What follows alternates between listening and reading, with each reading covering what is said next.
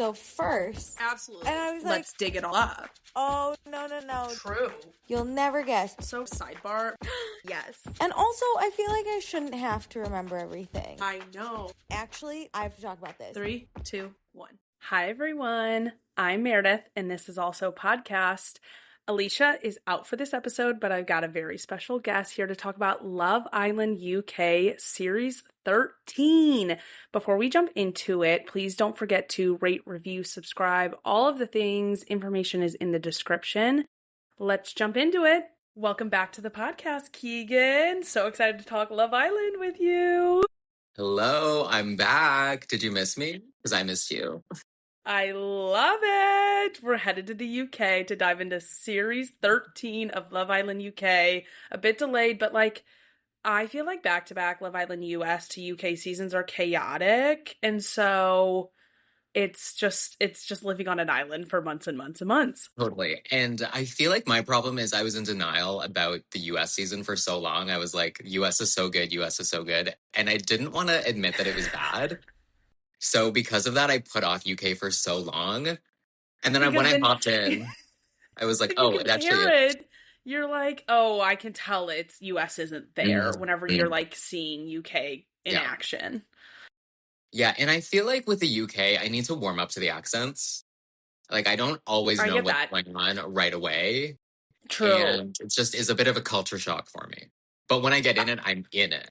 I agree. I think they just tend to pop off in a more entertaining fashion when there are accents. It pulls me in a little bit more, but I have no clue what's going on. And I'm usually not invested in a Love Island season until week 3. So the fact that UK goes 2 extra weeks than the US helps me with my appreciating them phase. But this one for me, I'm curious what you thought by the end. It died off for me a little bit this UK season. Totally. I feel like by week 6, I was like, I know who's winning. Yeah. Whereas I feel like with US, they could have gone longer and added more bombshells. Yes. But UK needed to end at least a week earlier. To be honest, I wish it was swapped. I wish USA was 8 weeks this year, and I wish UK was 6. The one thing that inhibits US is that their house cannot hold more people. UK, the beds they pull down out of nowhere. Yeah. I'm like, where are all these people sleeping? And then we somehow have all these Murphy beds coming out, and I'm like, all right, great. Welcome to the villa. Welcome to the party. I did not know that about the architecture of the home, but yeah, UK has random twin beds that can come down, and I believe there's 3 or 4 of them. And then I know they have at least one, I'm gonna call it double or queen size bed that can pull down somewhere. And you can always sleep outside with the owls and the bugs. So many opportunities for these people. All right, well, let's dive into the beginning of the season. We start off with week 1, our first episode. We meet the original Islanders, which is always key to be an original Islander. So we have on the men's side, Lorenzo, Samraj, Aiden, Sean, Sam, and Opie. What did you think about these men? I'm going to eat my words because originally I was like, oh my God, I love Aiden. I loved Aiden from, I don't know what it is. Maybe it's the tattoos. Yeah. But something about him just got me excited. He seemed cheeky. He was fun, ready to banter. And I feel like he draws people in. And I stand by that even by the time we get to the end of the season. He knows how to get people in. He knows what he does to me. Lorenzo, I never wavered on. He was my favorite from day one. Oh, love him. And the third person that I think I was drawn to was Sean. However, or Fitzy, I guess his name is. I saw his TikTok and it immediately gave me the ick. Oh my God, if you've never seen his TikTok before, he has videos from 2020 and he has a mohawk and he does really, I was going to say creepy, but let's go with the word cringy TikTok dances and impressions. Shut up. So I'm going to need you to do some homework after this. It's bad. It's okay, really bad. I am really good, especially if I'm behind on not looking into the Islanders' social media. And I think because also the USA would not let the Islanders have people manage their accounts, I got out of the habit of looking into them too. So no, I haven't looked at anyone's social media still to this day. Oh, No. Wow. Okay. It's we got to get on this. You have lots of I didn't even think about looking until you just mentioned that. Okay, well, you're welcome. But what boys were you into? Or not I into? liked Lorenzo. I was very excited about him. Little Italian stallion vibes going on. It gave me, oh, what's his name from Summer House? Andrea. I was Andrea. like, okay, Mhm. here we go, an Andrea of the UK. I was excited about Sean Fitzy as well. I feel like he has Mhm. this great aura about him, and I will say I don't think we got to see that the rest of the season, Yeah. mainly because they didn't show a No. lot of scenes of him in general. Mhm. He was immediately tied down and then they just faded. Yeah, and Except that they typically they came back. happens. Like if you are in a serious couple, they stop giving you screen time, which is like an unfortunate Yeah. circumstance of how the show has to work. Like they care about the single people more. Yeah, it's like we want you to find love, but don't find love too Too seriously or too fast. fast Yeah. because then you're not going to be on the show anymore. So, yeah. Yes. On the women's side, we had Angelista, Mika, Jasmine, Ellie, Lola, and Robin as our original Islanders. What do you think of them? I've got to say, I like when the OGs are so strong that they stay for most of the season. Yeah. So I feel like I liked this group of girls. At first I liked Lola. And we're going to get there soon, but she turned on me quickly. Um, Yeah. I liked how and quickly she knew what she wanted. She said she Mhm. wanted Fitzy because they started the season in a new way where they just kind of like all talked about who they were going to pick and they just kind of let them at it. And she was like, I want him. We're a couple. And I appreciate being direct and knowing what you want. Yeah, totally. And I also liked Mika a lot. I feel like, I don't know if it was episode 1 or 2, Maya Jama was like, so who are you into? And she was like, I'm really into Samjay. And Samraj was like, it's Samraj. And like, that just, if someone can make me laugh on the first episode, I like them immediately. So I started the season liking her and I didn't like Jasmine at the beginning, but Jasmine ended up being I probably my favorite. agree. But I think she had such a good arc with the audience. I mean, some people didn't like her. Obviously, people are always going to be disliked, but I kind of liked her being this bad bitch, cold-hearted person, and then she unravels slowly and you get to know her and see her heart and things like that. Mhm. Yeah, But I I love was Mika like, as well. yeah, I honestly liked all of them. I feel Yeah. like at the start I was like, oh, I don't know who I'm gonna hate yet, and then I quickly learned. Yeah. Well, we had a big twist early on where Yasmin and George come in day 2, and they are told before they even enter the house that by the end of their first 24 hours, they will have to kick 2 people out of the villa, which is like heart-wrenching every Same. time that this happens. Usually they don't even know it's going to happen. This time they told them up front, like, you're actually picking someone instead of just picking, like, oh, a partner of theirs or like, and not knowing what's going to happen. So we see they end up dumping Ellie and Samraj from the island. How'd you feel about this twist? And then those two being the ones who left. Okay, well, the first thing I have to say is there's already accents, and then you want me to tell the difference between Yasmin and Jasmine. Like, I'm Right? like, what's going on right now? I don't know how to Oh my compute who's God. who. And And like they they look they shortened both of them too. They'd always go Yaz yes. or Jazz. And I was like, no, no, no, no, no, no, no, No. no. No. So that's where I started with those two, but I actually ended up really liking Yasmin.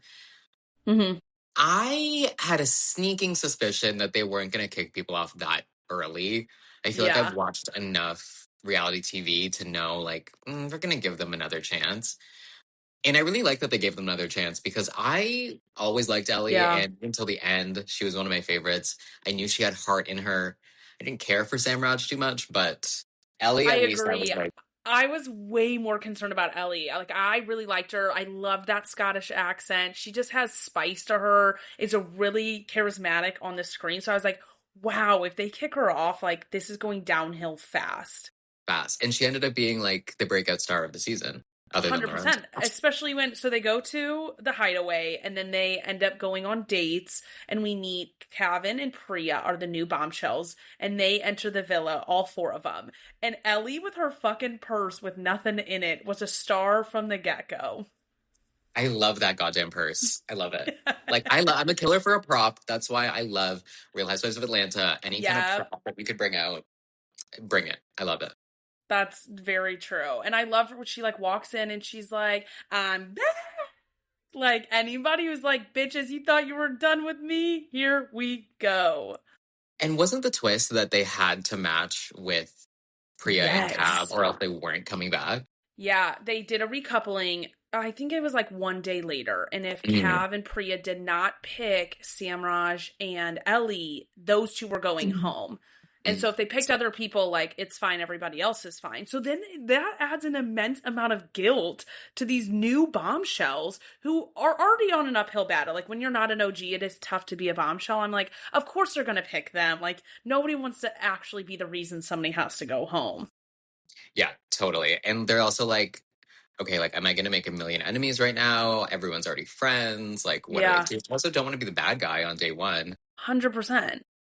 But I need to say this, Priya is maybe one of the most beautiful women I've ever seen in my life. And I like, couldn't agree more. I'm gay, so that means a lot coming from me. But Priya is gorgeous. I just have to say that. Stunning. And also, Cav is Aiden's brother, which is in of itself like, oh my god, what a twist. But it's Ellie was with Aiden and then now has to like date Cav was crazy. First of all, it's crazy. Second of all, I never want to see siblings on Love Island ever again. Couldn't agree more. Actually, I could handle it if the siblings have some sort of like emotional maturity to them. But those two brothers, I could have done without them. I can't wait to talk about how those brothers affect every point of this season, because to me, they're the reason that I had to stop like watching it on a daily basis, because Aiden was a fucking menace this season. Yeah. And like Kevin on his own probably would have been a great normal guy, but the two of them together, Aiden just pulled both of their Q scores down so far. 1,000%. And okay, wait, remind me, which one's older? I feel like Kevin is older, but I don't know. I have no idea. I think that Aiden is actually older, which is why it's surprising. I think so, because I think Cav might be 21. I feel like Jasmine said that. Yeah. That makes sense. Yeah. And I think because Cav is the younger brother, he really looks to his older brother for advice. And then the person on the other side of that is Aiden. It's Aiden, not the person you want to get advice from. Yeah. No. Oh my gosh. But we end up, obviously, we continue on, people recouple, but we get George leaving, and then we get some new bombshells, Mibs, Victoria, get some recouplings. In the Mibs and Victoria entering, they do those dates where all the guys go, they're caught on camera, it stirs up some drama. And then they get to pick two people to continue with dates. So Mibs picks Lorenzo and Sam. Victoria dates Ope and Samraj. We continue with some more bombshells with Simba, Tommy. Robin goes home. To be honest, the biggest twist I want to get to after Victoria and Ope go home is the sleepover. We get 4 new bombshells immediately, and 4 of the original Islanders go into a house, and it is a co-ed house. It's kind of like a mini casa, but like you gotta mix in there. What did you think about this sleepover? I think that I like it. I think I like any opportunity where I was going to call them villagers, the Islanders get to leave a place that's like sort of comfortable to them and put them in an even more comfortable situation. I also I'm a sucker for the stupid games they play. Yeah. And like, I feel like you don't get to see someone how they truly want to act until they're outside of their little bubble they've been in, and like your couple isn't watching everything you're doing. I was about to say, it's like not even so of like being outside the bubble, it's the hawk eyes of everybody on the villa ready to like attack you for wanting to have one conversation with a person. It's interesting how quickly people go kind of insane and how they treat each other, of like, oh, I can't believe you talked to that woman, when in reality, if like you were on the outside, it's like, oh, that's a bummer, like that hurts, but we wouldn't be so like rushed over somebody just talking to somebody else. And I actually want to backtrack a little bit to when Namibia and Victoria came in. Oh, yeah. Because one of my favorite twists was when the boys didn't know that they were being filmed and the rest of the villa was watching their dates. And like, as a reality TV lover, that is what gets me going. It's like, you have no idea that they're filming you right now. You think you're in a safe space. Well, you know they're filming, but you just assume only the public is going to see. You don't know it's being live streamed back to the other villa. And like, I just love to see men acting like nothing could shake them when in reality they're being live streamed back to their couples. 100%. And it's interesting. It's always the men that these twists are used against. You never see the women having to be caught in 4K. It's almost like it wouldn't happen to the women. Oh, interesting. Interesting. Every twist where people are caught on camera, it's always the men. Yeah. It's funny Yeah, I enjoy that as well. I love when they show them a live stream because, you know, a photo, you can like come up in your head with an idea of why it would make sense. But when you physically see and hear what they are saying, when they don't think you are watching and their guard is down, tells you everything. And Ope is the one who fell victim of that, is he just let it all out and then was like, whoa, you're mad at me for that? Yes, you literally slagged me off. Sorry, speaking of OP falling, I just have to say two of my favorite moments were the 2 times that he fell and slipped. I was watching, to refresh for this, I was watching top moments of Love Island UK on TikTok, and I could not escape him slipping and falling. It was so good. So good. It's crazy because I don't remember any other Islanders like falling like that. No. And like the thing is, even if they did, they probably edited it out to make them look better. But with him, they're like, we'll keep it in. Let's keep it in. Yes. He also got heavily tagged with the one who was most likely to be here for fame. And I always find that an interesting argument people come up with on reality TV shows. Like, babe, you're all here for fame. Like, why are we taking this like so seriously? Like, I would do it for fame. Like, you don't have to be like, it's not a bad thing. It's not a bad thing to be there for fame. If that's the only reason you're there, maybe it is a bad thing, but yeah. You if you're unwilling to participate in the experience and try for the love part, that's where it's only a bad thing. And you're being like a menace or lying to people. But like if you're there for love and fame, all right, this is a TV show. I expect it. That's bare minimum. Exactly. I mean, I would only go for the fame, but hey. I would be open to the love. Like if it happened, I'd be like, okay, like I'll try. I'll flirt with people. Wait. I need to know, would you be able to be kissing and doing these challenges with your parents watching? Oh my God, absolutely not. I don't even tell my parents when I'm dating someone. I'm the most secretive I don't even tell my friends. I'm the most secretive dater ever. Okay, so maybe the show's not for us. No. Well, the bathing suits are actually the real thing that I could not do. But yeah, having everybody watch and me not know what's going on would stress me out. Same. Yeah. It's not for us. Okay, so back to the sleepover. The newbies are Finley, Tina, Chidi, I forget how we pronounce his name. Me too. And Haley, gosh, so many names in here. And then the Islanders that are taken from the OG Villa are Yasmin, Kevin, Simba, and Mika. How did you feel about those 4 OG Islanders coming into the sleepover? Again, I feel like I like to see those people like sort of in a wild area, especially my girl Mika. I like to see her just like get a little frisky, freaky on the wild side. She was in a good spot too. Like she had friend zone Samraj. Like she was open to new people. I felt like this was a great spot for her specifically to be. Same. And this is where her and Simba sort of got together. Yeah, she like kind of had already been flirting with Simba and then they end up kissing outside of a challenge. I love the distinction. Like it has to be in a challenge, it's okay. Out of a challenge, not okay. Yeah. But it was good for them to be able to have, like we talked about earlier, like not being able to do this in front of the other Islanders was huge for them. And then to also explore a few new other people. Mm-hmm. And I gotta say, up until what happened with him, I liked Finley. Me too. And I keep seeing this meme that's like Finley laughs like H-A-H-A-H-A. That's exactly what he sounds like. You're so right. He felt like this like really like all-American boy. Obviously he's not from America, but like that like stereotypical just like nice guy. And he went to this sleepover. He went to Casa and he just like seemed to always play it well. So by the time we get to the end, I was like surprised. But yeah, I felt like he was doing things respectfully. He was excited. He was happy. Like he was just this like cheery person when not everybody else maybe was. I can appreciate someone who's just there to laugh and have a good time. 100%. Yeah. I didn't love the rest of the newbies as much. I feel like we didn't get to capture their personality and like nobody clicked with them off the bat.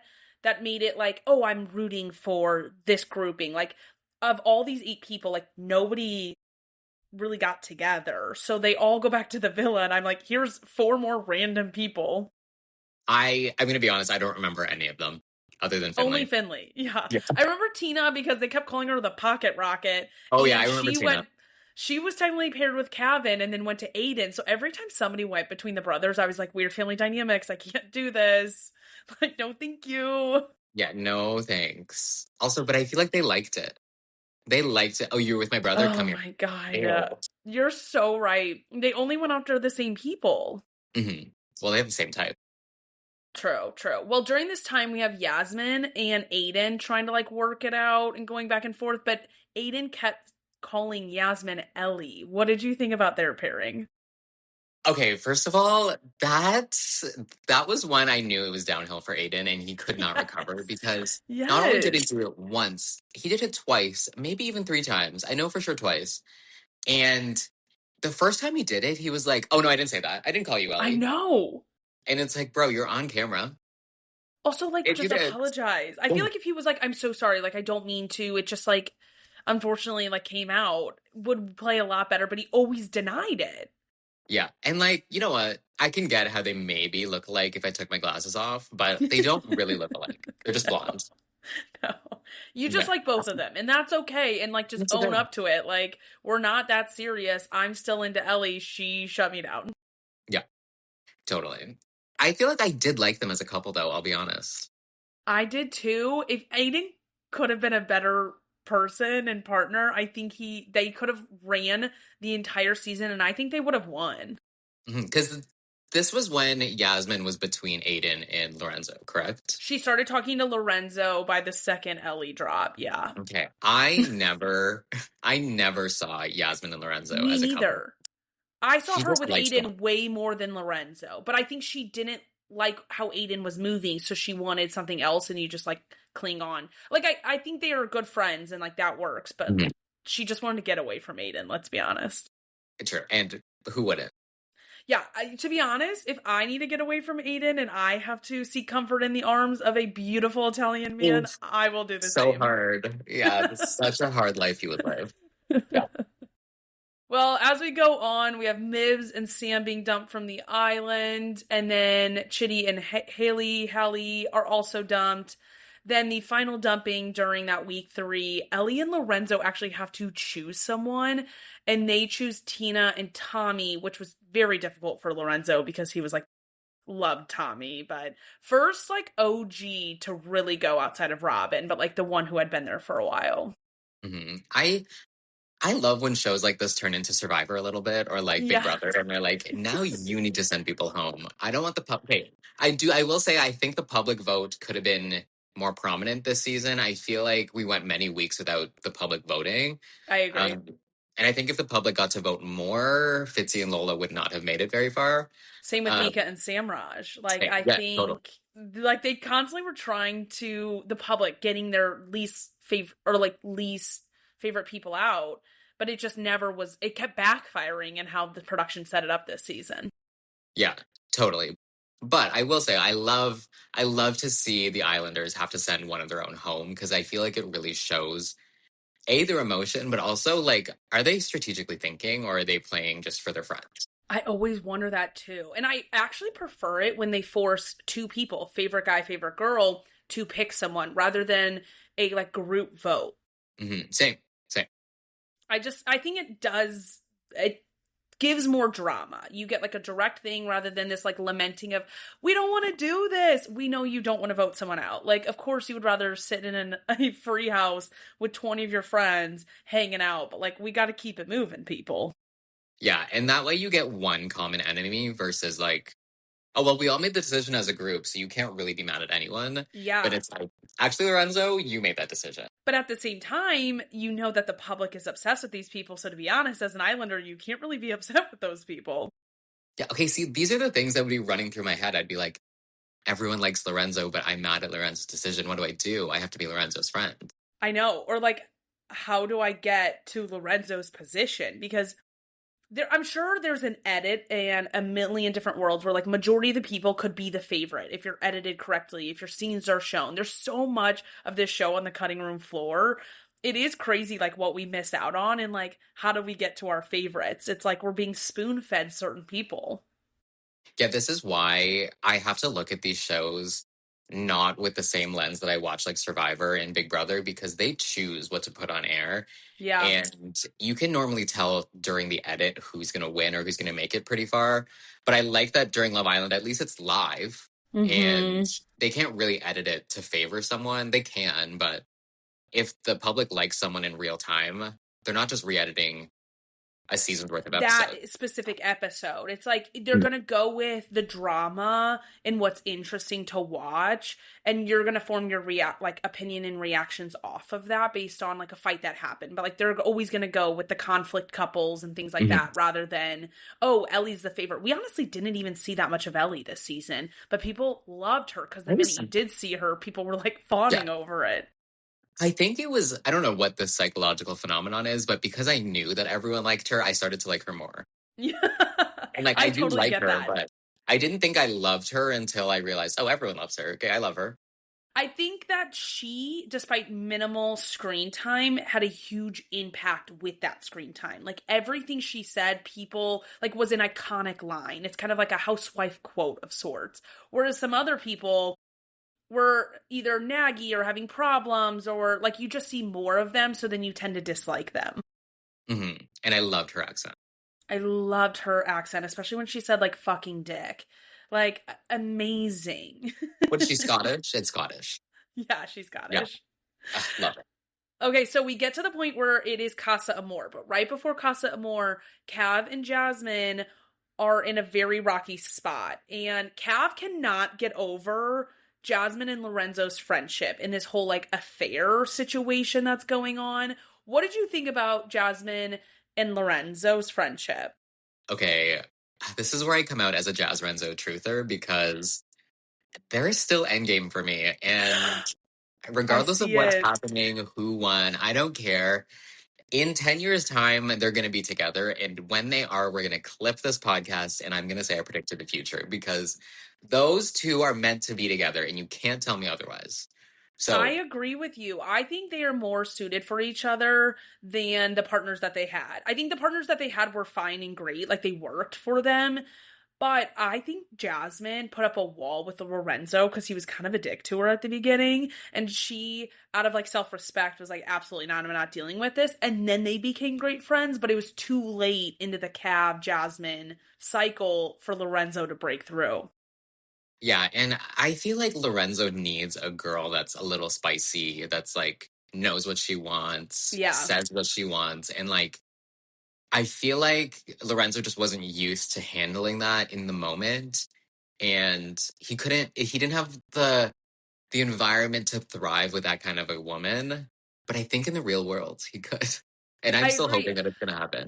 I think them living together 24/7 at the beginning is what hindered it. Is they had issues, but then you still have to be around this person, so it just constantly builds and builds and builds. You don't get reprieve from the annoyance and to like fall in love with them. Like distance does make the heart grow fonder, or at least like makes those little comments go away a lot faster. But and you have the whole island saying, "Oh, they're having an affair. They're having an affair." Blah blah blah, and it's like we're literally just talking. And you know what? Did they talk more than any other pair of people that weren't in a couple? Yeah, sure. They definitely were talking a lot more. But even when we get to movie night and they show like the affair, they don't really show anything bad.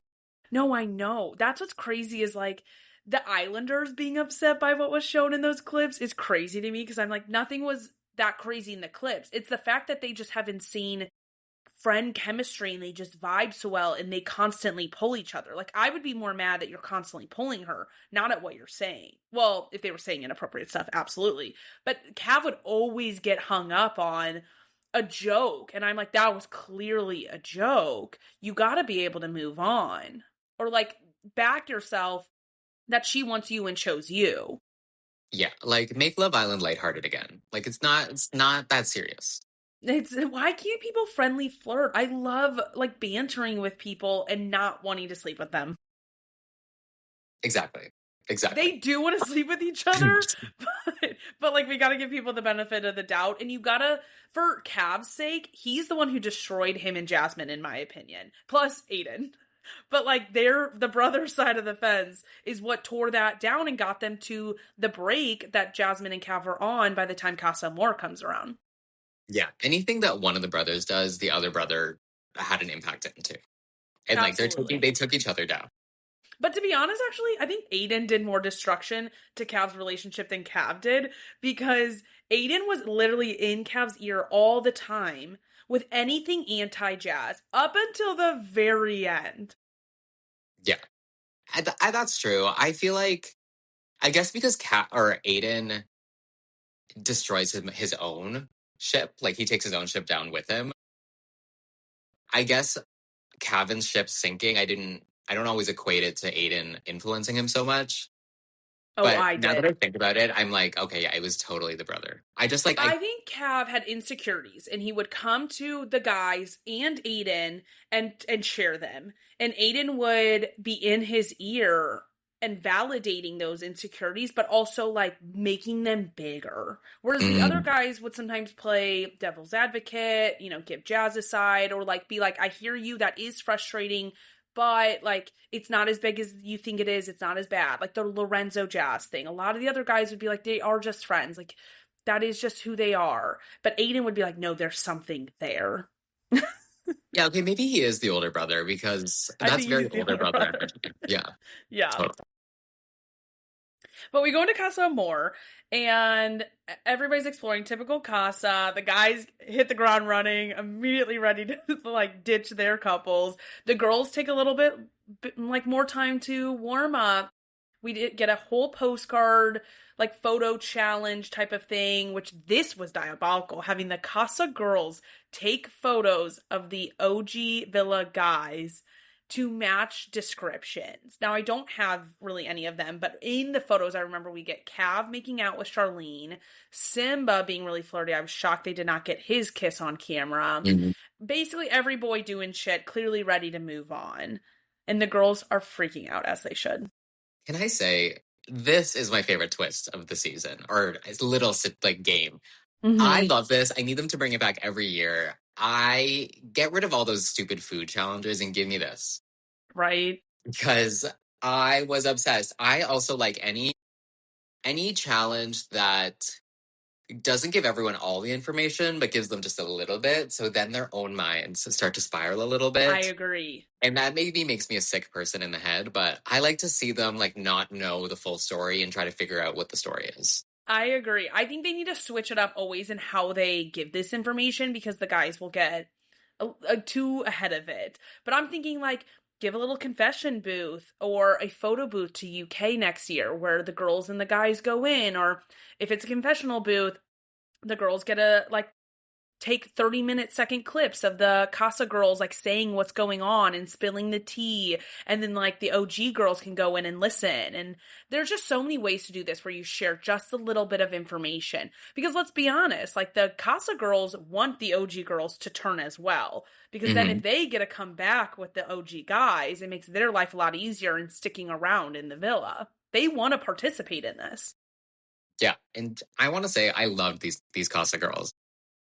I did too. I thought there was a really good mix of people that the guys liked, and they were really fun, great personalities. Usually I don't feel that like it's always a good bunch out of the 6. I feel like we usually get 3 good ones where the guys latch on, but like everybody had someone.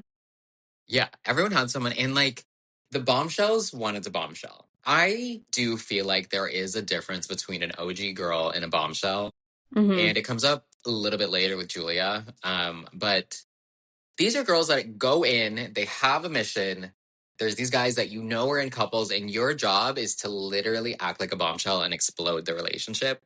Yeah. And these girls were ready to do that. And I appreciate them for that.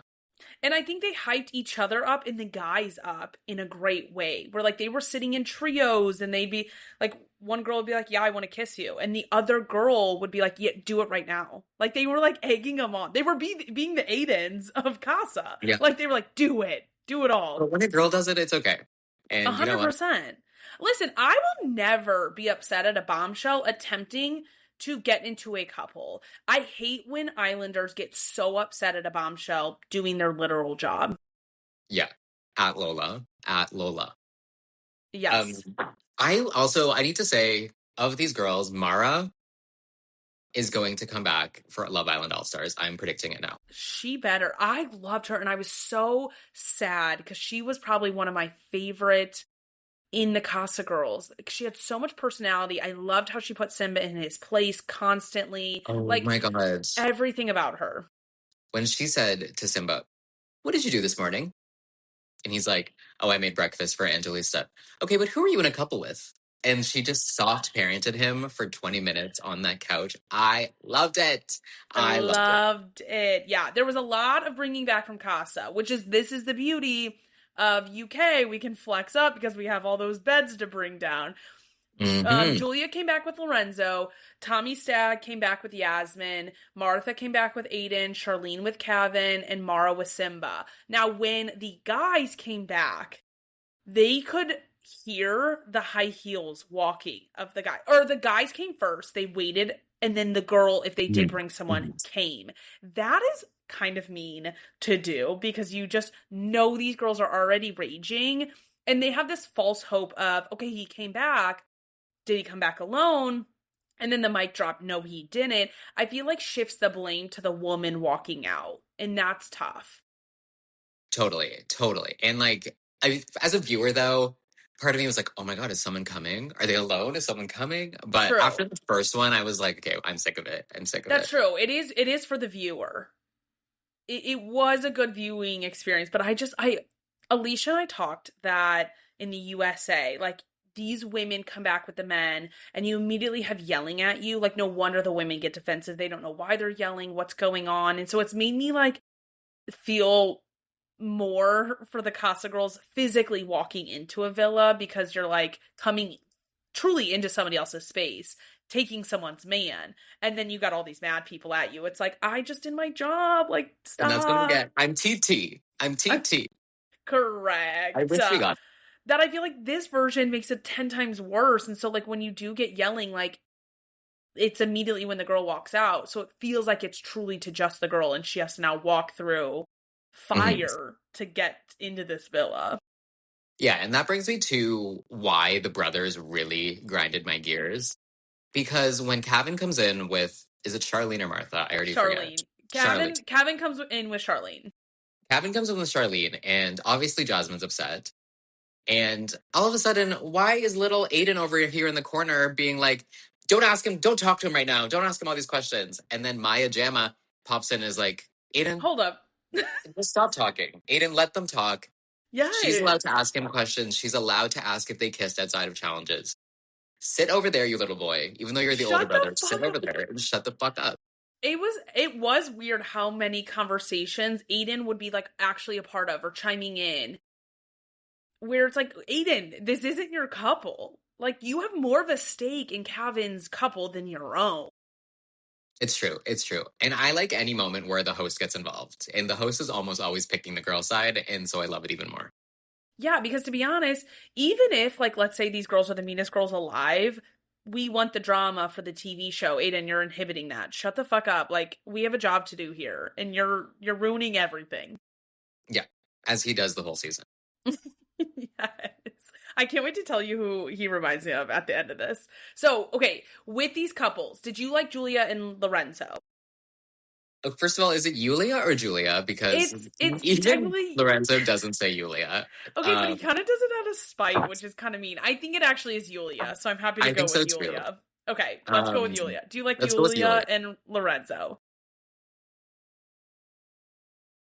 Tell me the truth. I like Lorenzo, and I like Lorenzo being happy. I get that.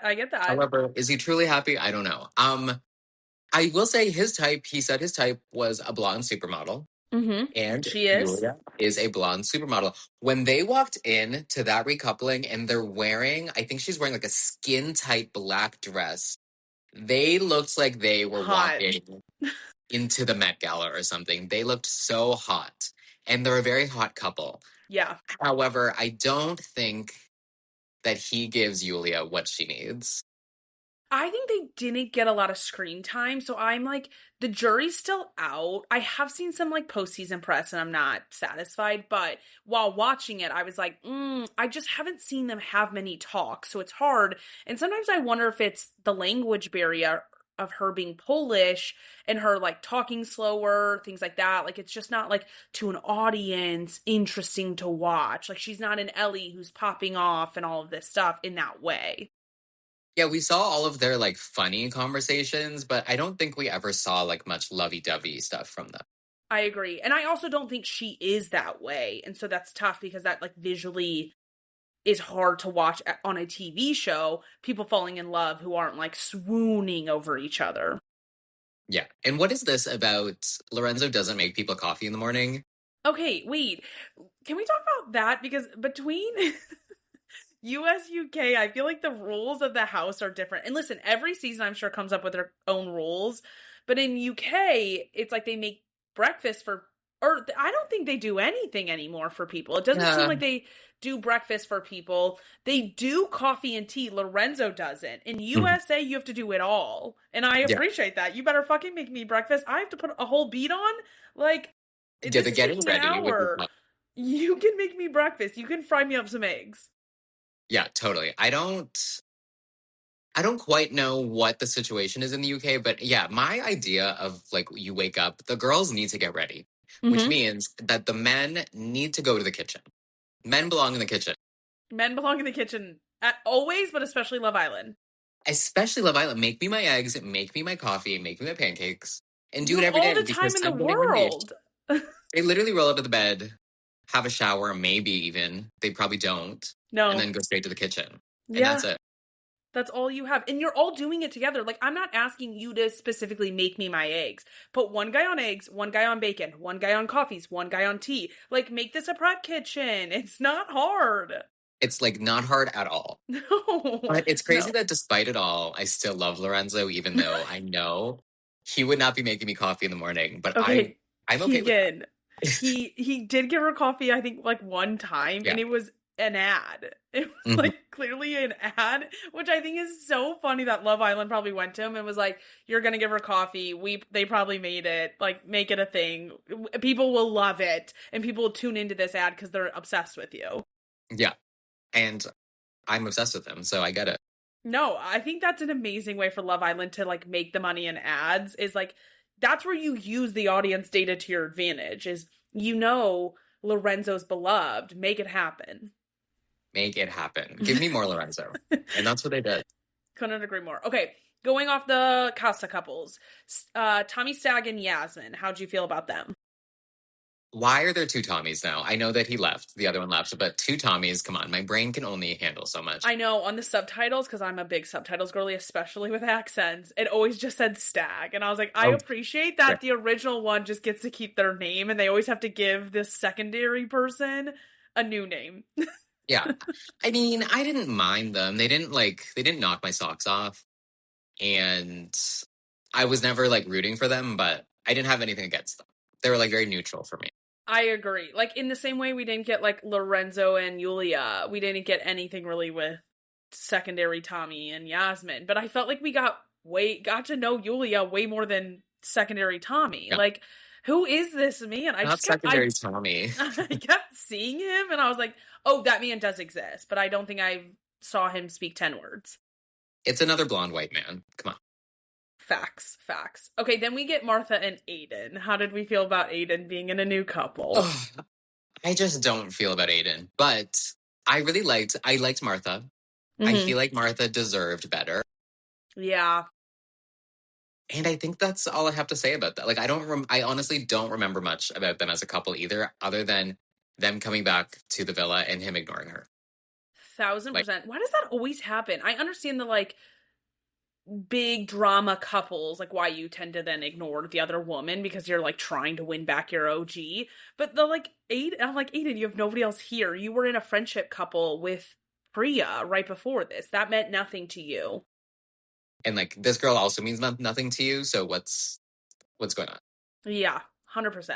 Then we get Charlene and Kevin. Did you think that they would have a shot whenever he entered the Absolutely OG Casa? Absolutely not. I felt like they were a better fit in the few days that he was with her than Cav and Jasmine. Like I saw what everybody said the rest of the season of like he was happier in Casa.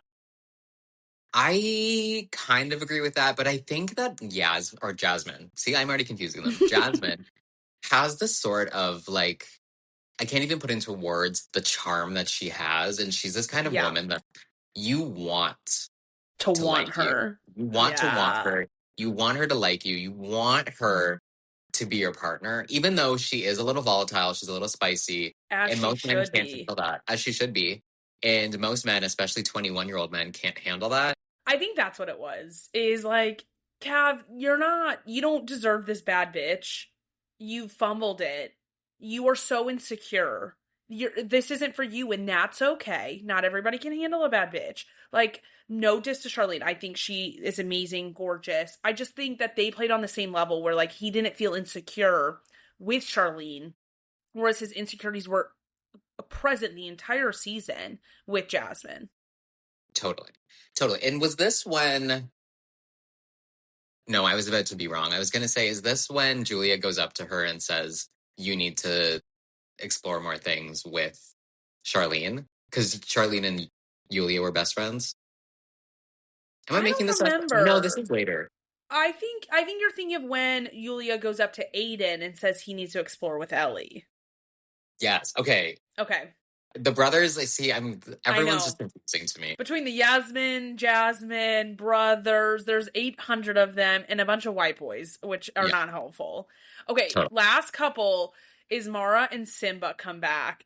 And of course, Simba flips the soonest. He knows immediately that he shouldn't have done this, but this is his second time flipping on Angelisa.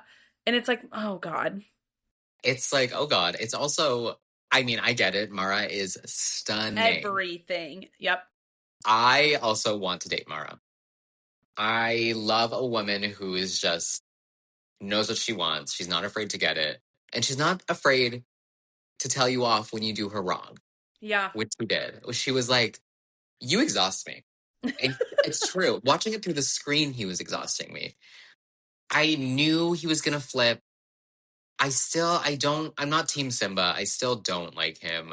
No matter what they tried to do with the edit, and they tried to make it seem like they were the happiest couple alive, I don't believe it for 1 minute. He is the sincere of UK. Well, that's a tough critique, but I agree.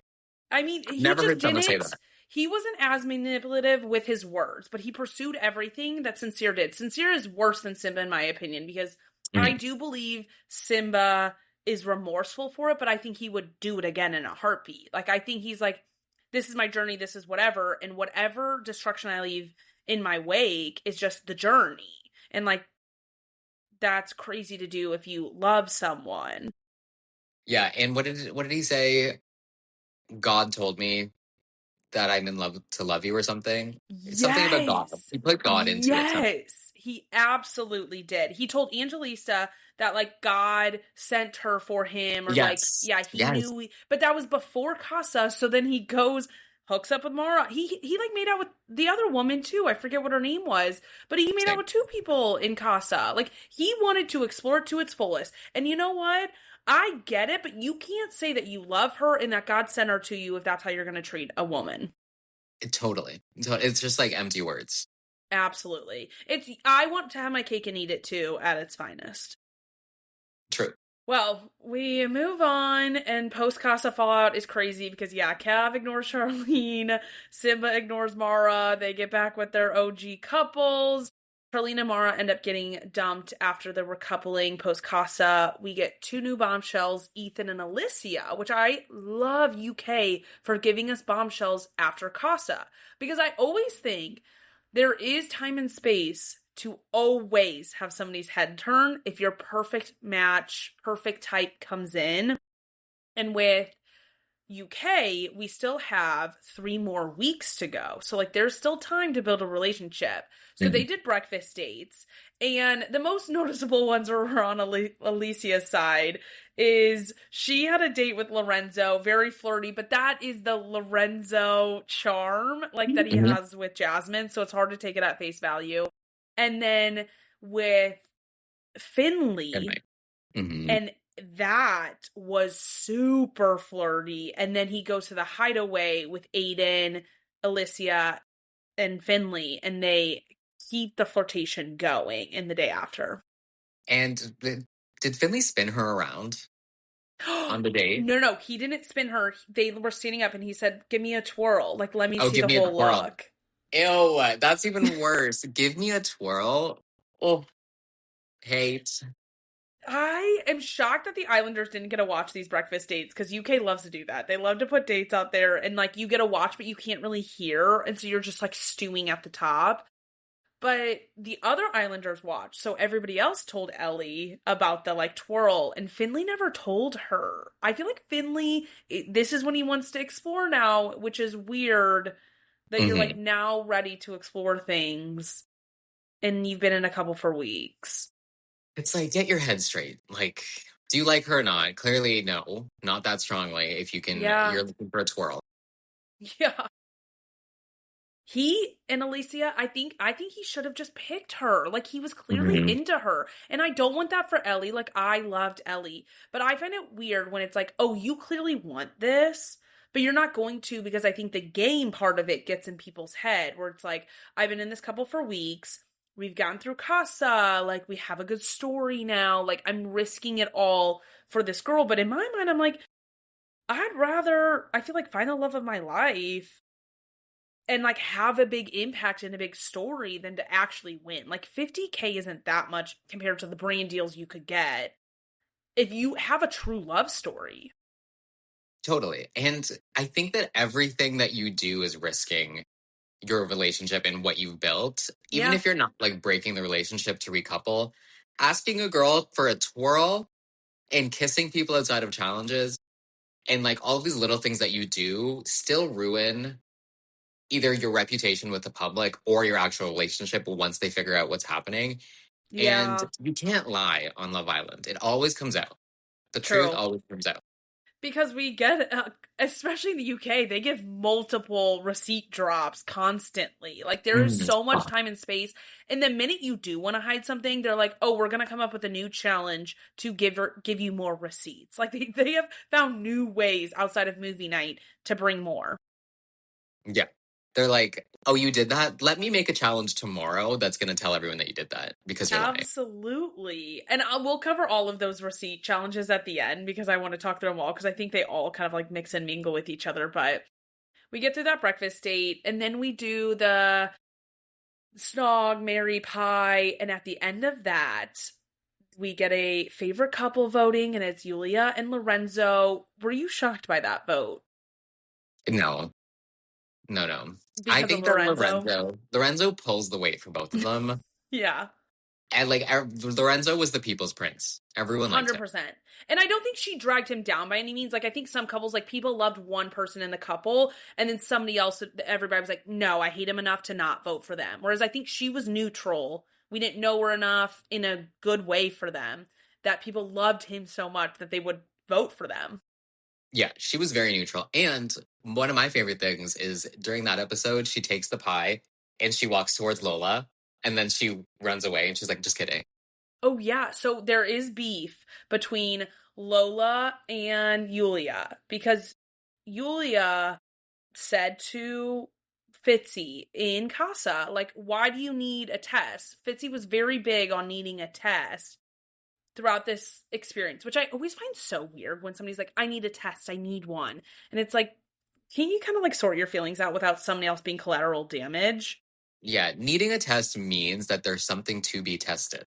Yes. And if something can be tested, then it's not strong enough. I agree. Like, I understand respecting a test after the fact, but seeking one out, I think, is crazy. Agreed.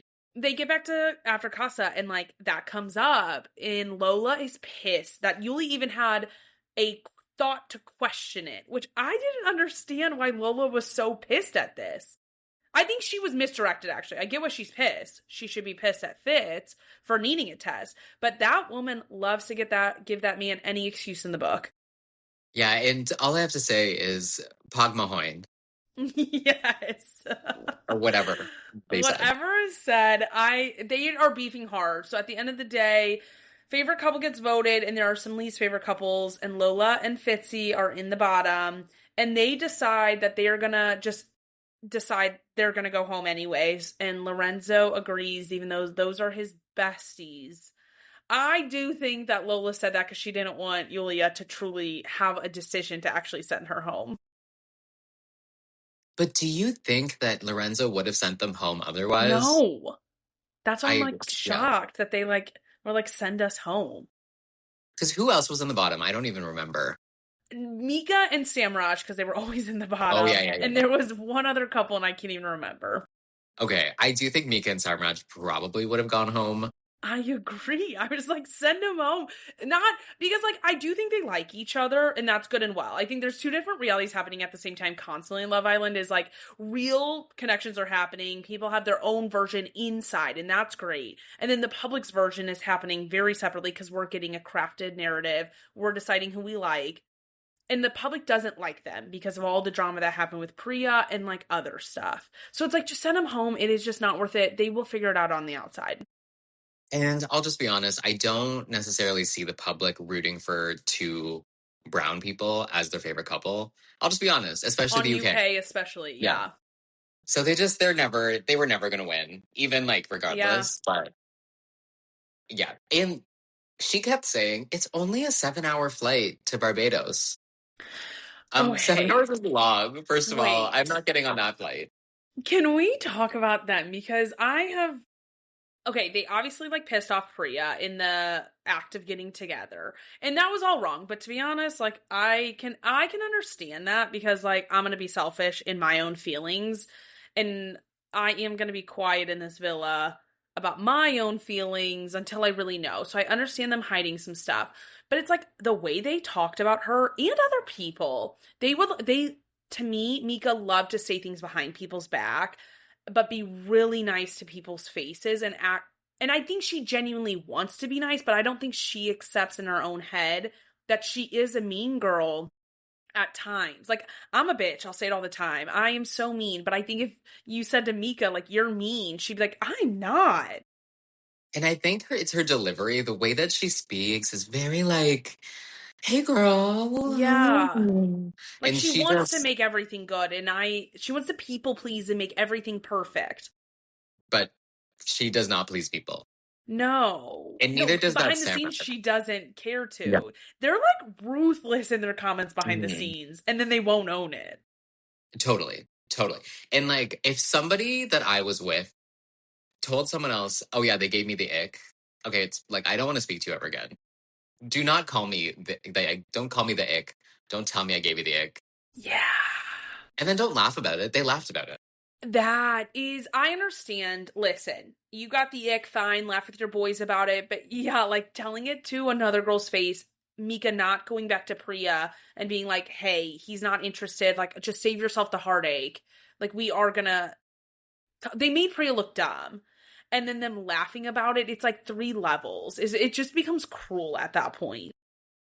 Yeah. And then we're going to get to movie night, but I was going to say during movie night, Jasmine makes Priya look dumb too. When they're talking about bringing Jordan back. It's hard because we'll talk about the specifics of movie night, but Priya has to be its own thing. I think we'll get to it when it comes to movie night because I waffle on her all the time. But the last thing, because you mentioned the 7-hour flight, is by the finale, Mika says no, I live in London. How do people not know this? And I was babe, maybe it's the edit and we're not getting that. But when the fuck did you talk about you ever living in London and doing a master's program? Yeah. The reason we don't know that is because you said it's a 7-hour flight. We wouldn't have thought it was a 7-hour flight if you didn't say that. And you only talk about Barbados in a great way, talk about your culture, your life. That's amazing, beautiful.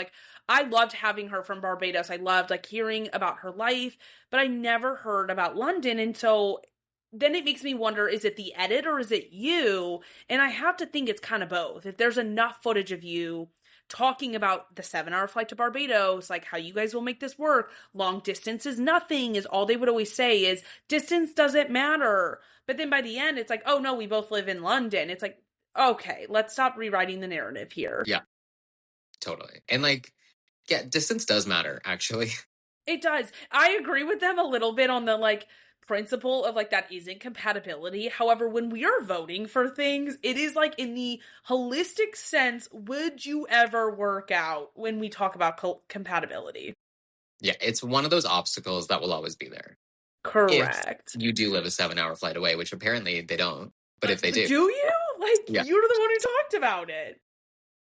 We move on and we go into week 6, and this is when there's a lot of back and forth between Aiden, Priya, Alicia, and this is the conversation you mentioned where Julia talks to Aiden and is like, I think you should give Alicia an opportunity, because Priya shuts it down with Ethan and is only focusing on Aiden, and then Aiden shuts it down with Alicia, and it was just like, what are you guys doing? Like, why are you shutting these things down? You guys don't have a spark, in my opinion, Priya and Aiden. I don't see it. I agree.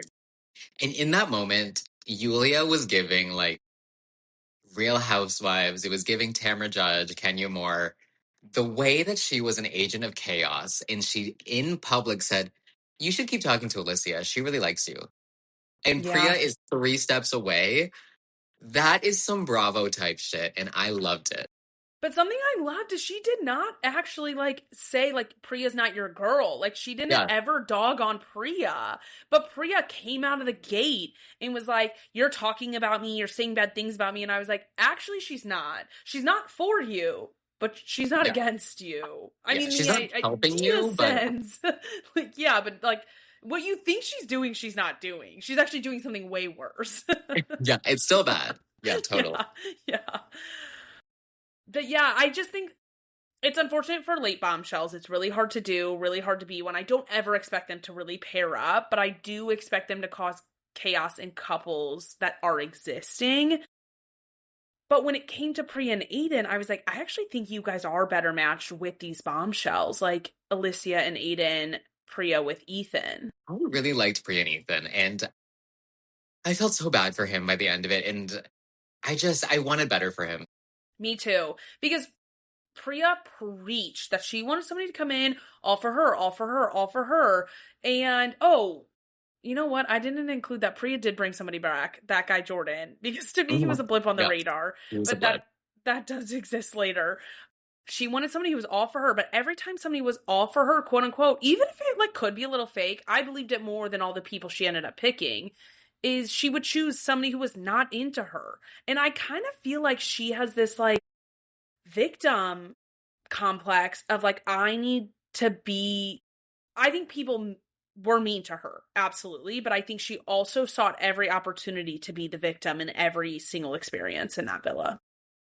I agree. And she could have had a man that was making her breakfast and was waiting on her hand and foot and cared about her. But she ended up with Aiden. And then what? They didn't even end up together. No, not only did they not end up together, over the next 2 weeks, Aiden is like waffling over whether he even like on a minuscule level likes her and is telling everybody that she's like pouncing on him and all these things. And he like doesn't see deep feelings. And then she's like, okay, it's fine. I'll still take you back. I'm like, this is a humiliation ritual at this point. No, Priya lost a lot of points in the last 2 weeks for me. And so did Aiden, but Aiden was never up there. But I agree. My girl, Priya, no. She lost me when it came to the Aiden stuff, especially because Julia had big beef with them, obviously, in the conversation with Aiden, where she's pushing hard for Alicia. Priya and her get into it. But then over the next few weeks, Julia's like, I don't think this is a real thing. And I was like, no, facts.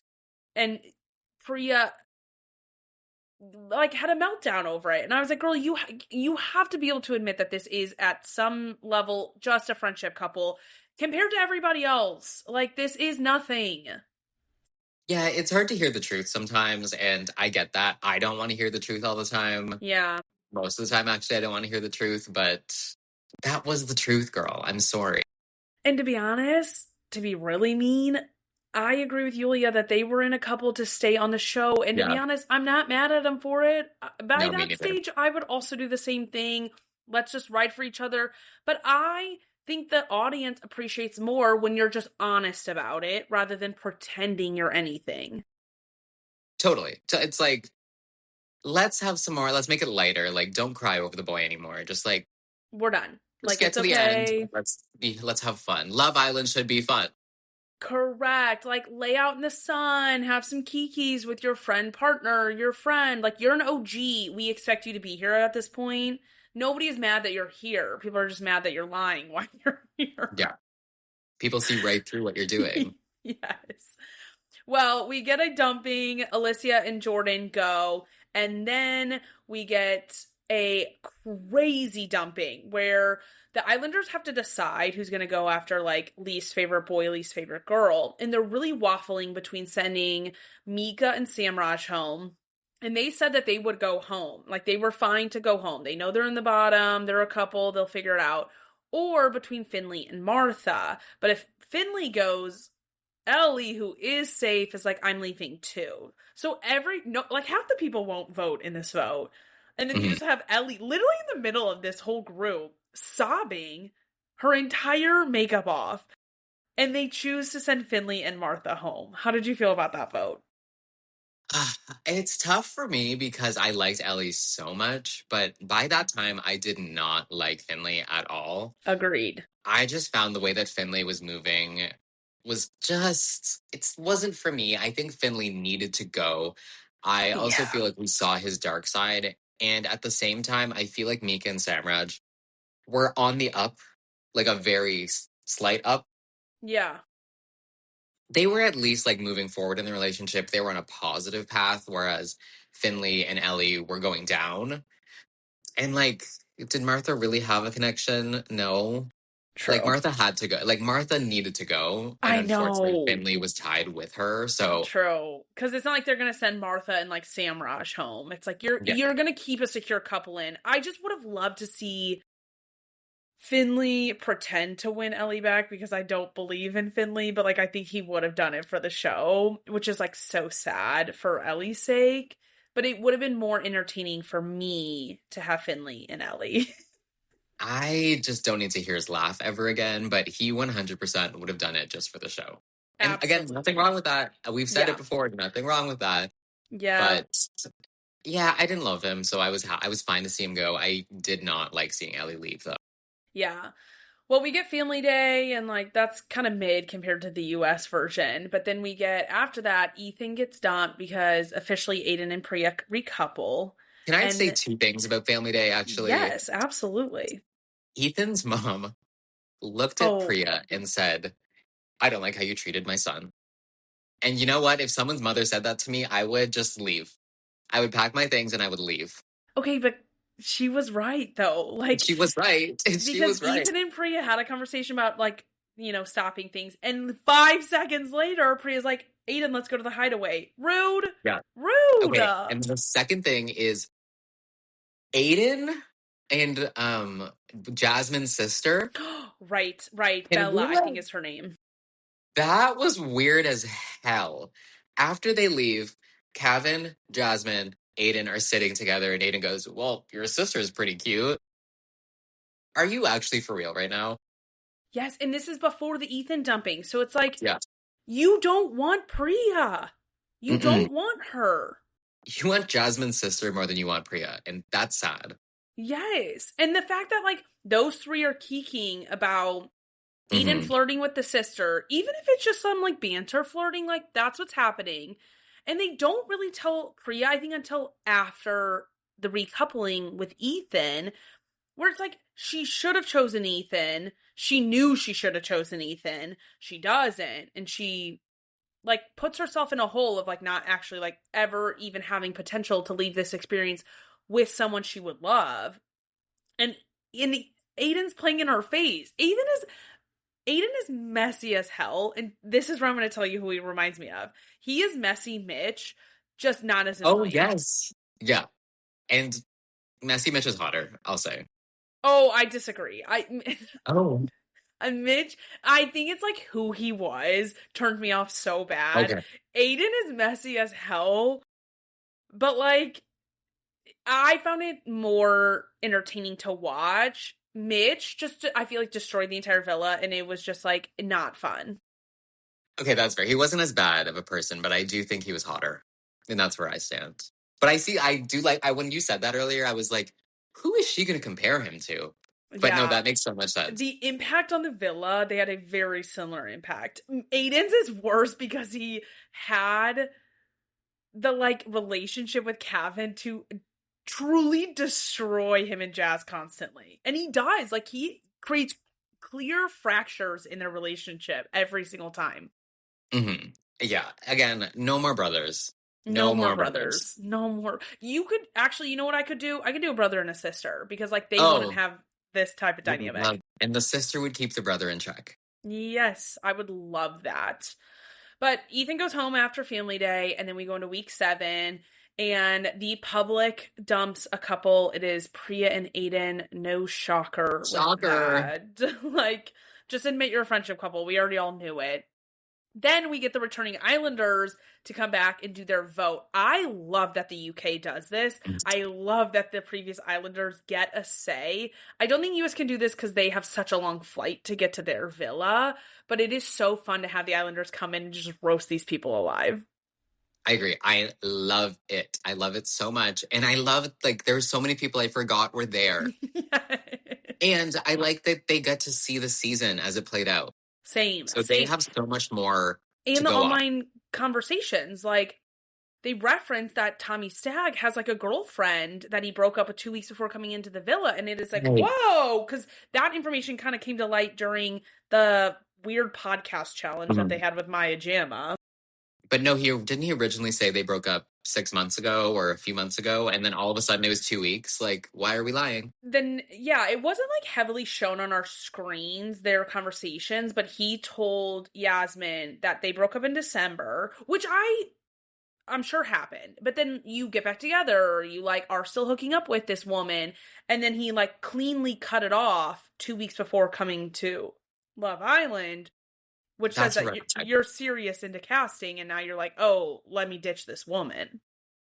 Yeah, even if I'm going to say there's like 8 week is the buffer time. You need 8 weeks between your last relationship to go on the show. To be honest, though, it's like, when did you apply? Did you get found, or did you apply is the real question. Because if you're applying while you're in a relationship, that's gross. If you decide to break up and you're broken up, but you guys are kind of still casually hooking up, and then you get reached out to, okay, I understand how you did this. So to me, it's all about, how did you get cast? He definitely applied. He was definitely begging to go on the show. He applied. I think he said he applied, which I'm like, okay, see, this discredits you. It's like, you're gross. You are gross. Totally. But that's a big issue with the Islanders. But overall, we get an 8 votes for Mika and Samraj, and they leave the island. But there is a twist as they are about to leave.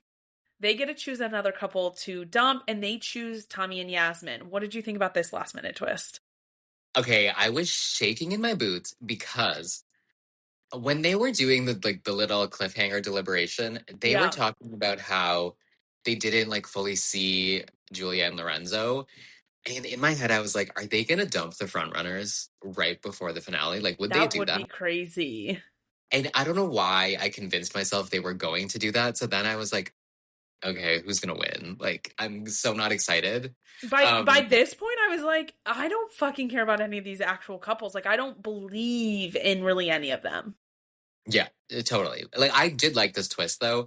The other thing I will say is I can't vote in either of these two countries, so correct me if I'm wrong, but I like that in the UK you vote like during the episode.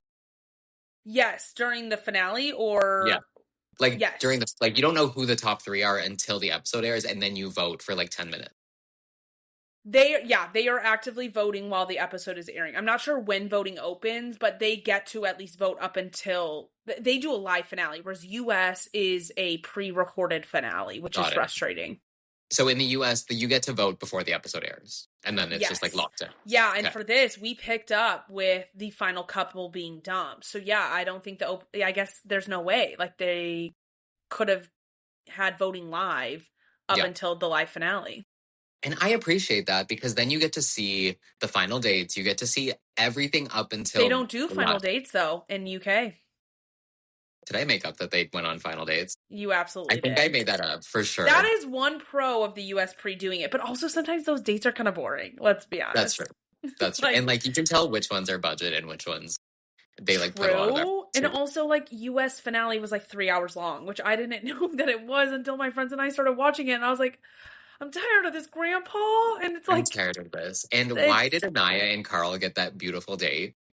And Kata and what's his name? Zach. Kata and Zach had that stupid boat. A swamp. Yeah. The swamp. Yeah. No, US was crazy. But UK is literally an hour long. I'm not joking. I finished the finale and I was like, I had fallen asleep in that. Because we pick up with Samraj and Mika dumping Tommy and Yasmin, and then we just go, like, straight into this BS. Like, they did a pre-canned filmed thing like US does, where the, like, girls come out and the guys are like, you look so pretty, but we didn't really do anything with that. And there's a lot of, like, live stuff, which I do appreciate. Like, I want to hear what some of the Islanders have been up to, like, what's going on. We, like, talk to each couple. By the end, do you have anything to say before we get to these final three? No, I was just going to say I hallucinated thinking that I remember Julie and Lorenzo going to, like, a candlelit dinner. I don't know. Maybe maybe that was in my dreams. I guess. It absolutely was, because there was... Maybe I did fall asleep because I didn't watch that. No, I think I'm wrong. I'm definitely wrong. It literally was an hour, because I checked on Hulu for the US. I'm like, oh, okay, that's it? Okay, fine. Let's keep it rolling. But the final has Yulia and Lorenzo. It has Angelista and Simba. And then not Mika and Samraj. Good God. Who was that final couple? Jasmine and Cav. Angelista and Simba are in third place. We have to talk with them. How did you feel about them being third? Not surprised. Same. Not surprised. I think I could have predicted this from a mile away. Yeah. I don't think Simba did enough to come back to win it. Like, you have to do a lot to make up for what your wrongs were. And people are willing to forgive you, but they love the storytelling of I messed up in Casa and, like, let me get it back. I mean, we see it all the time on US. Like, we love that story arc. But, like, Simba's... Well, I do think it was somewhat heartfelt, his little speech to Angelista at the fire pit after Casa. It just didn't tug on the heartstrings enough for me. It wasn't enough. Like, it just felt like they coasted from there on out.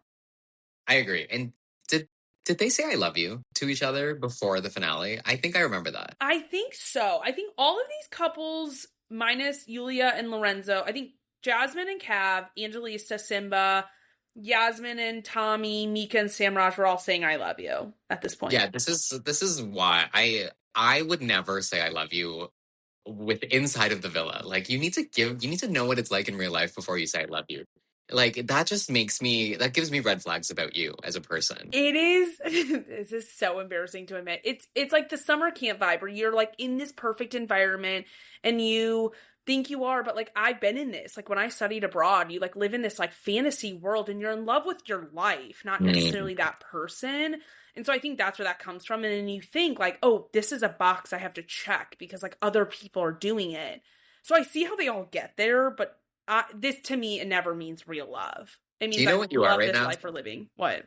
You are that classic girl who studied abroad who had to bring up that she studied abroad. Absolutely. And you did. That's the counter. Study abroad. Absolutely. I went into a full-fledged depression post-study abroad. And I can tell.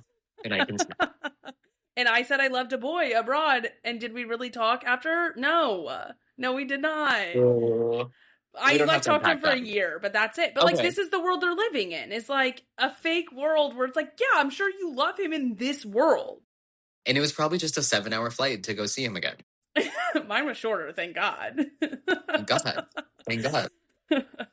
But yes, most of them were, like, in love with each other. And some of them were, These are the levels of Love Island that I hate. Is I love you, exclusively dating, girlfriend, boyfriend. And I'm like, shut the fuck up, all of this. It's all What pretend. is that stupid thing that Mika and Samraj said, I heart you? Or they said something Yes. that wasn't I love you, but it was like basically I They love would you. say I heart you in bed. And it was like, what? And then they said, I think they finally said I love you in that podcast challenge with Maya, but Maya's the one who brought it up. So everybody was like, that was weird because they all like watched it back.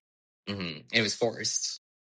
Yeah, it's just like, oh, yeah, I do love her. And it's like, why wouldn't you just say that to her on your own? Yeah, I do heart you.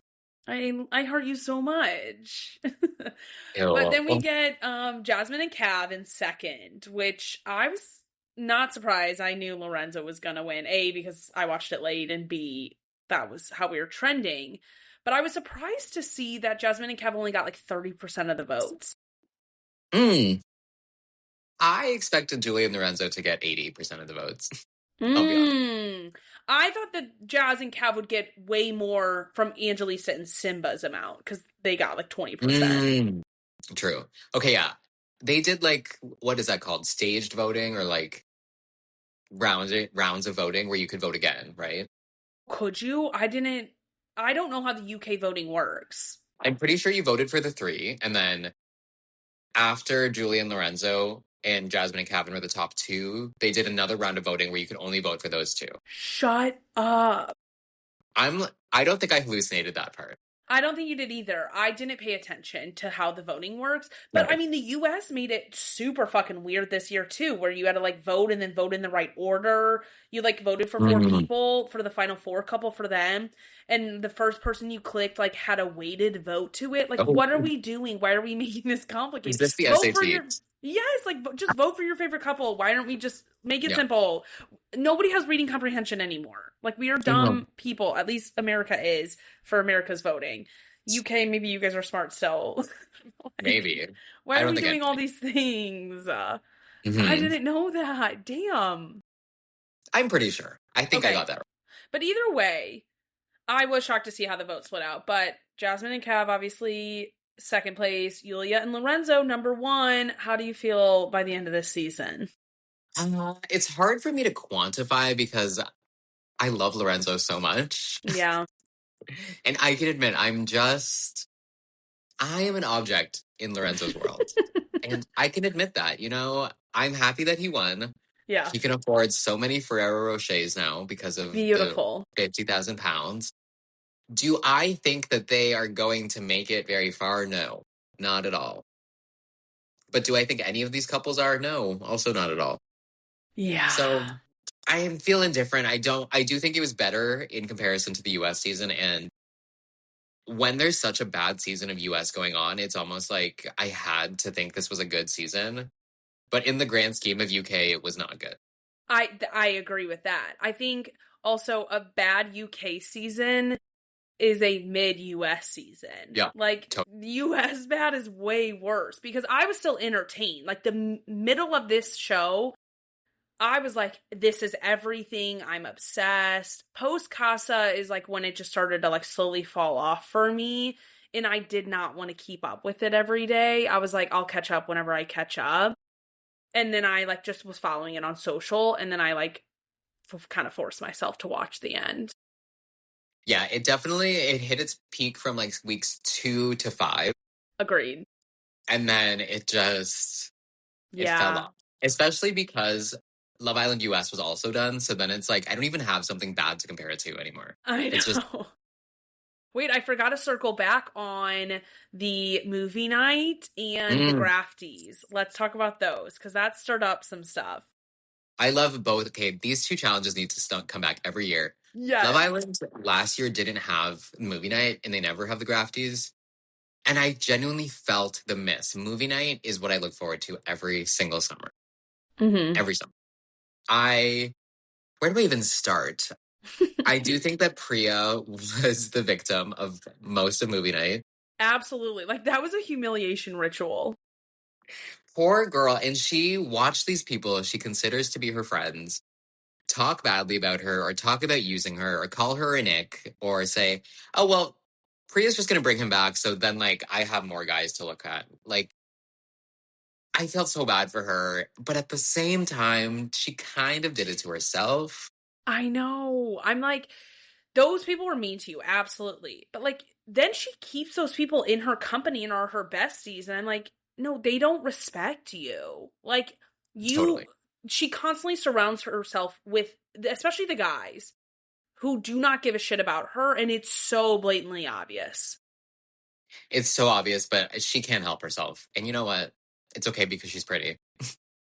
You know, you're not wrong. Because I would waffle between being like, Priya, shut the fuck up, like stop, and then being like, oh my god, when you're yelling at someone, I'm entranced. Like, I love it.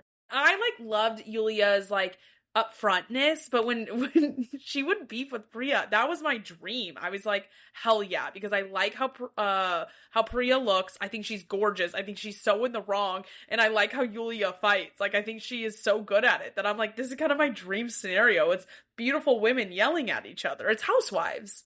We got a good mix of women who are good with their words this season. I'll give them that. Very true. Very true. The I'm trying to think. Grafties. Oh wait, movie night still. We got Cav telling Jasmine that her wanting to bring back Jordan was just the same as like what the guys did with bringing people back. And then Jasmine having her crash out in the makeup room, which was iconic. I just don't. One of my least favorite things is when guys do this thing and they're like, "Well, what you did was just as bad as what I did," and every time it's never as bad. It's never as bad. And like, Jordan was so unforgettable, or so forgettable, I should say. Jordan was so forgettable. Like, I just remember I didn't like his hair. I didn't like his hair either. That's the Jordan only reason I know who Batman is. He like, I couldn't even tell you what Jasmine and Jordan talked about. I don't remember any moments of them actually like getting on, and maybe they did, but yeah, it wasn't impactful enough for me to remember. No. So it was not as bad. And also just saying like, oh, I mean, this is the one guy I kind of vibed with. Like, that's a bonus for me if you bring him back. Not that bad, because guess what? She didn't bring him back, and she did not talk to him when he was in the villa. Yeah. It's another thing is, you knew that Aiden was going to bring someone else back. That slimy little tattooed weasel. But yes. Oh my god. See, they're the same person. I'm not getting it straight.